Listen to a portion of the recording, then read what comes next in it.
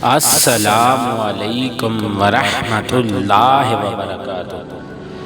کن جانوروں کی قربانی نہیں ہو سکتی؟ حضور اکرم صلی اللہ علیہ وآلہ وسلم نے فرمایا کہ 4 جانوروں کا انہوں نے بتایا کہ ان 4 جانوروں کی قربانی نہیں ہو سکتی۔ سب سے پہلا جانور، جو جانور نابینا ہو، یعنی اس کی آنکھ سے واضح ہو کہ یہ نابینا ہے، اس کی قربانی جائز نہیں۔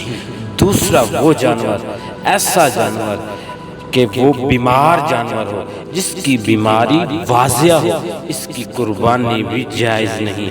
تیسرا وہ جانور، ایسا جانور جو لنگڑا جانور ہو، جس کا لنگڑا پن بالکل واضح ہو، اس کی قربانی بھی جائز نہیں۔ اور چوتھا وہ جانور، ایسا جانور جس کی ہڈیوں میں گودا تک نہ ہو، اس کی قربانی بھی جائز نہیں۔